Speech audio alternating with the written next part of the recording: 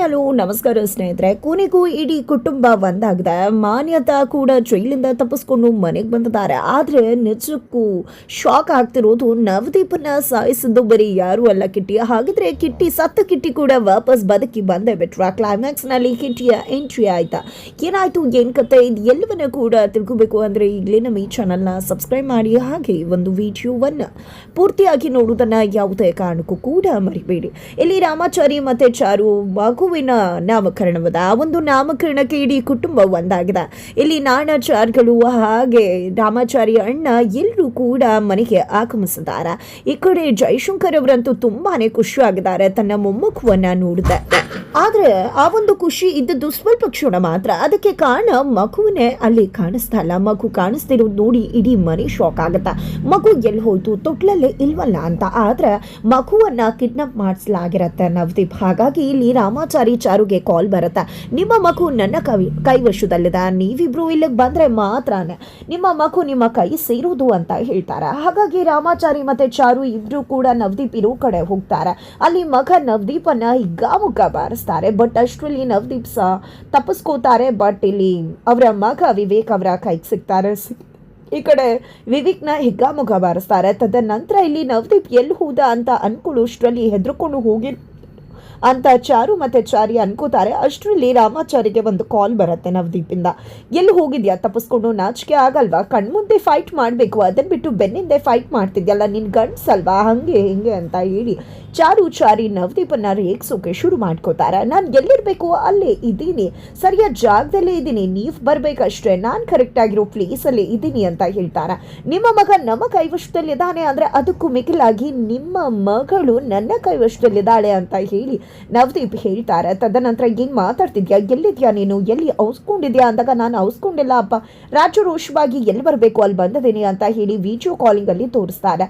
ಅಲ್ಲಿ ಇಡೀ ಮನೆ ಅಲ್ಲಿ ಲಾಕ್ ಆಗಿದೆ ನವದೀಪ್ ಕೈಲಿ. ಬಿಕಾಸ್ ಇಲ್ಲಿ ನವದೀಪ್ ರಾಮಾಚಾರಿ ಮನೆಗೆ ಎಂಟ್ರಿ ಕೊಟ್ಟಿದ್ದೆ ಮಗುವನ್ನ ಮೇಲೆ ಇಲ್ಲಿ ಗನ್ ಇಟ್ಕೊಂಡು ಶೂಟ್ ಮಾಡ್ತೀನಿ ಅಂತ ಇಡೀ ಮನೆಯವರನ್ನ ಹೆದರ್ಸಿದ್ದಾರೆ. ಎಲ್ಲರನ್ನೂ ಕೂಡ ಬಾಯಿಗೆ ಪ್ಲಾಸ್ಟರ್ ಹಾಕಿ ಲಾಕ್ ಮಾಡಿದ್ದಾರೆ. ಈ ಕಡೆ ಅದನ್ನ ನೋಡಿದ್ದೆ ರಾಮಾಚಾರಿ ಮತ್ತೆ ಚಾರುಗೆ ಶಾಕ್ ಆಗುತ್ತೆ. ಏನ್ ಮಾಡ್ತಿದ್ಯಾ ನೀನು ಅಂತ. ಹೌದು, ಇಡೀ ಮನೆ ನನ್ನ ಕೈವಶದಲ್ಲಿದೆ, ಹೇಗಾಯ್ತು ಅಂತ ಅನ್ಕೊಂಡ್ರ, ನಿಮ್ಮ ಮಗು ಕಥೆಯನ್ನ ಮುಗಿಸ್ತೀನಿ ಅಂತ ಹೇಳಿದೆ. ಎಲ್ಲರೂ ಗಪ್ ಚುಪ್ ಬೇಟು ಅಂತ ಕುತ್ಕೊಂಡ್ಬಿಟ್ರು ಅಂತ ನವದೀಪ್ ಹೇಳ್ತಾರೆ. ನಮ್ಮ ಕೈಯಲ್ಲಿ ಯಾರಿದ್ದಾರೆ ಅನ್ನೋದು ಗೊತ್ತಿದ್ಯಾ ನವದೀಪ್ ನಿನ್ಗೆ, ನಿನ್ನ ಮಗ ನಮ್ಮ ಕೈವಶದಲ್ಲಿದ್ದಾನೆ ನೋಡು ಅಂತ ತೋರಿಸಿದಾಗ, ಅಯ್ಯೋ ಬೇಟೆ ನೀನು ಏನು ಯೋಚನೆ ಮಾಡಬೇಡ ಬಟ್ ಖಂಡಿತವಾಗ್ಲೂ ಕೂಡ ನಿನ್ನನ್ನು ನಾನು ಬಚಾವ್ ಮಾಡ್ತೀನಿ, ತಲೆ ಕೆಡಿಸ್ಕೋಬೇಡ, ಇವ್ರ ಮಗು ನನ್ನ ಕೈಯಲ್ಲಿದೆ ಅಂತ ನವದೀಪ್ ಹೇಳ್ತಿದ್ದಾರೆ.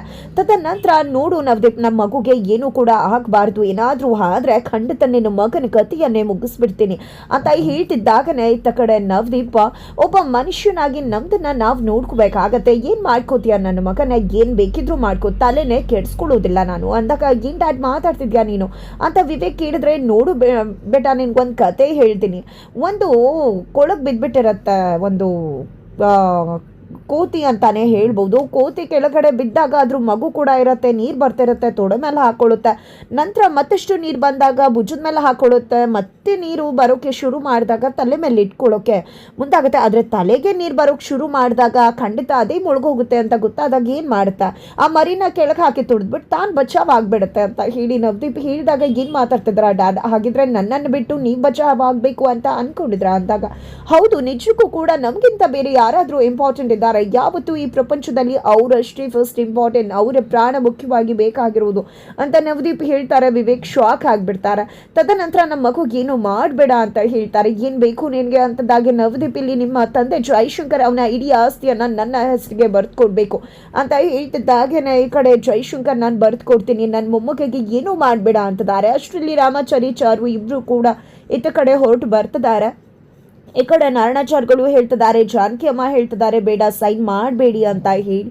ಆದರೂ ಕೂಡ ಇಲ್ಲಿ ಜೈಶಂಕರ್ ನನಗೆ ಆಸ್ತಿಗಿಂತ ಇಡೀ ಫ್ಯಾಮಿಲಿ ಮಗು ಮುಖ್ಯವಾಗತ್ತೆ, ಈ ಆಸ್ತಿ ಏನು ಮುಖ್ಯ ಅಲ್ಲ ಅಂತ ಹೇಳಿ ಜೈಶಂಕರ್ ಸೈನ್ ಮಾಡೋಕೆ ಮುಂದಾಗ್ತಾರೆ. ಅಷ್ಟರಲ್ಲಿ ಚಾರಿ ಕೂಡ ಬಂದು ಬೇಡ ಅಪ್ಪ ದಯವಿಟ್ಟು ಸೈನ್ ಮಾಡಬೇಡಿ ಅಂತ ಹೇಳ್ತಿದ್ದಾರೆ.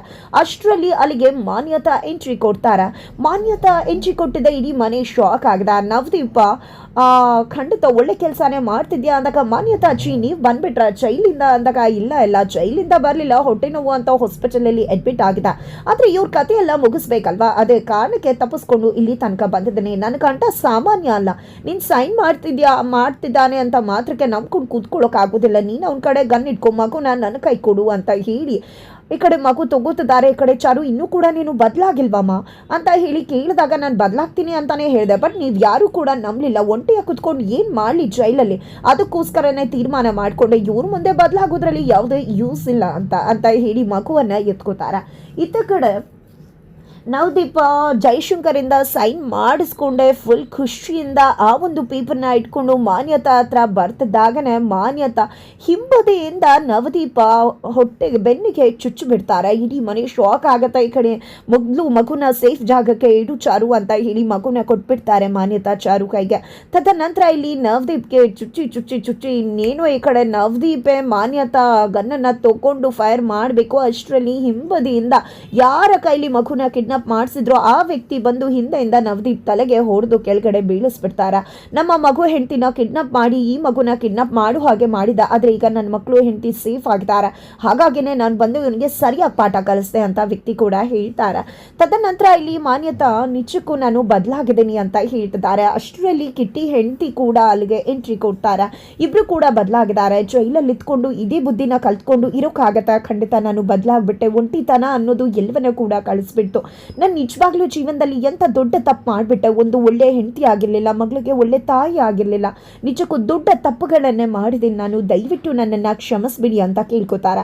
ಅತ್ತ ಕಡೆ ವಿಕಿ ಕೂಡ ತಪ್ಪಿಸ್ಕೊಂಡು ಹೋಗ್ತಿರ್ತಾರೆ. ಅಷ್ಟರಲ್ಲಿ ಪೊಲೀಸ್ ಅವ್ರು ಬರ್ತಾರೆ. ನಾನೇ ನಿಮ್ಮ ಹತ್ರ ಬರ್ತದ್ದೆ, ನಿಜಕ್ಕೂ ಫಾರಿನಲ್ಲಿ ತುಂಬ ಚೆನ್ನಾಗಿದೆ, ಇಲ್ಲಿ ಜೀವನದಲ್ಲಿ ಪ್ರತಿ ಕಷ್ಟನ ಅನುಭವಿಸ್ತಾ ಇದ್ದೀನಿ, ಇಲ್ಲ ನಾನು ಜೈಲಿಗೆ ಬಂದು ಅಲ್ಲೇ ನೆಮ್ಮದಿಯನ್ನು ಕಾಣ್ಕೋಬೇಕು ಅಂತ ಹೇಳಿ ಪೊಲೀಸ್ ಕಸ್ಟಡಿಗೆ ವಿವೇಕ್ ಹೋಗ್ತಾರೆ.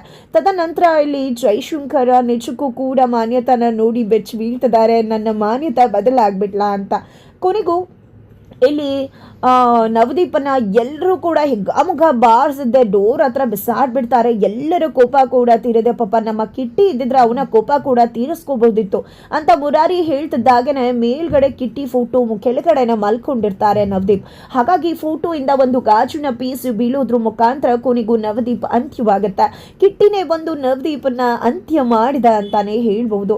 ಅಷ್ಟರಲ್ಲಿ ಪೊಲೀಸ್ ಅವರು ಬಂದಿದೆ. ವಿವೇಕ್ ಜೊತೆ ಅವರ ತಂದೆ ಬಾಡಿನ ತಗೊಂಡು ಹೋಗ್ತಿದ್ದಾರೆ. ವಿವೇಕ್ ಎಲ್ಲರ ಹತ್ರ ಕೂಡ ಕ್ಷಮೆ ಕೇಳ್ತಾರೆ. ನನಗೆ ಮನ ಪರಿವರ್ತನೆ ಆಗದೆ, ನನ್ನ ತಂದೆ ಮಾತನ್ನ ನಂಬ್ಕೊಂಡು ನಿಮ್ಗೆಲ್ಲ ತೊಂದರೆ ಕೊಟ್ಟಿದ್ದೀನಿ, ದಯವಿಟ್ಟು ಕ್ಷಮಿಸ್ಬಿಡಿ, ನಾನು ಮಾಡಿರೋ ತಪ್ಪಿಗೆ ಜೈಲಿಗೆ ಹೋಗ್ತಿದ್ದೀನಿ ಅಂತ ಹೇಳಿ ಹೋಗ್ತಾರೆ. ನಂತರ ಪೊಲೀಸ್ ಅವ್ರ ಹತ್ರ ಮಾನ್ಯತಾ ರಿಕ್ವೆಸ್ಟ್ ಮಾಡ್ಕೋತಾರೆ, ದಯವಿಟ್ಟು ನನ್ನ ಜೀವನದಲ್ಲಿ ತುಂಬಾ ತಪ್ಪು ಮಾಡಿದ್ದೀನಿ, ಆದರೆ ಈಗ ಎಲ್ಲವನ್ನ ಕೂಡ ತಿಳ್ಕೊಂಡಿದ್ದೀನಿ, ನನ್ನ ಇಡೀ ಬದುಕನ್ನ ಖಂಡಿತವಾಗ್ಲೂ ನಾನು ಅಲ್ಲೇ ಕಳೀತೀನಿ ಅಂತ ನನಗೆ ಶಿಕ್ಷೆ ಇರುವಷ್ಟು ವರ್ಷಗಳ ಕಾಲ, ಆದರೆ ಒಂದು ಗಳಿಗೆ ನನ್ನ ಮಗುವಿನ ನಾಮಕರಣದಲ್ಲಿ ಭಾಗಿಯಾಗೋದಕ್ಕೆ ಅವಕಾಶ ಕೊಡಿ ಅಂದಾಗ ಈ ಫ್ಯಾಮಿಲಿ ಕೂಡ ರಿಕ್ವೆಸ್ಟ್ ಮಾಡ್ಕೊಳ್ಳುತ್ತೆ.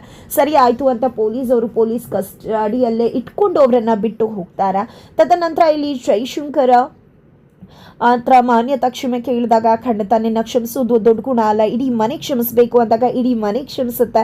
ನಂತರ ನೀನು ಇವಾಗ ಮಾಡಿದೆ ಅಲ್ವಾ, ಅದಕ್ಕಿಂತ ಪ್ರಾಯಶ್ಚಿತ್ತ ಮತ್ತೊಂದು ಬೇಡ ಅಂತ ಹೇಳಿ ಜೈಶಂಕರ್ ಮಾನ್ಯತಾಗೆ ಹೇಳ್ತಾರೆ. ಈ ಕಡೆ ಚಾರುನ ಹಗ್ ಮಾಡ್ತಾರೆ ಮಾನ್ಯತಾ. ಚಾರು ಕೂಡ ಅಮ್ಮನ ಒಪ್ಕೋತಾಳೆ. ಇತ್ತ ಕಡೆ ರಾಮಾಚಾರಿ ನಾನು ತುಂಬ ಬಾರಿ ಹೇಳಿದೆ, ಬಟ್ ನೀವು ಕೇಳಲೇ ಇಲ್ಲ. ಮಗಳ ಮೇಲಿನ ವ್ಯಾಮೋಹ ನಿಮ್ಮನ್ನೇ ಇಷ್ಟೆಲ್ಲ ಮಾಡುವ ಹಾಗೆ ಮಾಡಿಬಿಡ್ತು. ಬಟ್ ಎಲ್ಲವೂ ಕೂಡ ಮೇಲ್ಗಡೆ ದೇವರೇ ನಿರ್ಧಾರ ಮಾಡಿರ್ತಾನೆ, ನಾವು ಏನು ಮಾಡಬೇಕು ಅನ್ನೋದು, ಯಾರ ಮದುವೆ ಯಾರ ಜೊತೆ ಆಗಬೇಕು ಅನ್ನೋದನ್ನು ಅಂತ ರಾಮಾಚಾರಿ ಹೇಳ್ತಾರೆ. ನಂತರ ಮಗುವಿನ ನಾಮಕರಣವನ್ನು ಎಲ್ಲರೂ ಕೂಡ ಜೊತೆಗೂಡಿ ಮಾಡ್ತಾರೆ.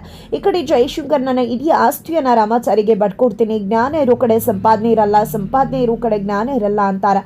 ಆದರೆ ಜ್ಞಾನ ಸಂಪಾದನೆ ಎರಡು ಒಂದೇ ಕಡೆ ಇದ್ದಾಗ ಖಂಡಿತ ಅದು ಬೇರೆ ರೀತಿನೇ ಹಾಗಾಗಿ ರಾಮಾಚಾರಿ ಹೆಸರಿಗೆ ಇಡೀ ಆಸ್ತಿ ಬರ್ಕೊಡ್ತೀನಿ ಅಂತ ಜೈಶಂಕರ್ ಹೇಳಿದಾಗ, ದಯವಿಟ್ಟು ಮಾವ ನನ್ಗೆ ಯಾವುದೇ ರೀತಿಯ ಆಸ್ತಿ ಬೇಡ, ನನ್ನ ಇಡೀ ಕುಟುಂಬವನ್ನ ನಾನೇ ದುಡ್ದು ಸಾಕು, ಅಷ್ಟು ಚೈತನ್ಯ ಇದೆ ನನಗೆ ಅಂತ ರಾಮಾಚಾರಿ ಹೇಳ್ತಿದ್ದಾಗ, ಈ ಕಡೆ ಚಾರು ಕೂಡ ಹೌದು ಅಪ್ಪ, ನಮಗೆ ಯಾವುದೇ ರೀತಿಯ ಆಸ್ತಿ ಅಂತಸ್ತು ಬೇಡ, ನನ್ನ ಕುಟುಂಬದ ಜೊತೆ ನನ್ನ ಗಂಡ ಮಗು ಜೊತೆ ಇದ್ರೆ ಅಷ್ಟೇ ಸಾಕು ಅಂದಾಗ, ಜೈಶಂಕರ್ ಆಸ್ತಿ ಏನು ಮಾಡಲಿ ಅಂತಿದ್ದಾಗೆ ಒಂದು ಟ್ರಸ್ಟನ್ನು ಇಟ್ಟು ಒಂದು ಜೀವನದಲ್ಲಿ ಕಷ್ಟದಲ್ಲಿರೋರಿಗೆ, ಓದಬೇಕು ಅನ್ನೋರಿಗೆ ಎಲ್ರಿಗೂ ಕೂಡ ಅದ್ರ ಮುಖಾಂತರ ಹೆಲ್ಪ್ ಮಾಡ್ಬೋದಲ್ವಾ ಅಂದಾಗ, ಖಂಡಿತ ಅದನ್ನು ನೀನೇ ಹ್ಯಾಂಡಲ್ ಮಾಡಬೇಕು ಅಂತ ಜೈಶಂಕರ್ ಹೇಳ್ತಾರೆ.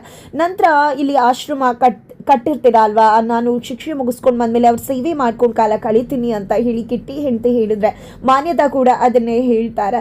ತದನಂತರ ಎಲ್ಲರೂ ಕೂಡ ತುಂಬ ಖುಷಿಯಿಂದ ಅವರ ಮಗುವಿಗೆ ಕೃಷ್ಣವೇಣಿ ಅನ್ನೋ ಹೆಸರನ್ನ ಇಡೋದ್ರ ಮುಖಾಂತರ ನಾಮಕರಣ ಮಾಡಿ ಕತೆಗೆ ಒಂದು ಹ್ಯಾಪಿ ಎಂಡಿಂಗ್ ಅನ್ನ ಕೊಡೋದ್ರ ಮುಖಾಂತರ ಕತೆ ಅಂತ್ಯವಾಗ್ತದೆ.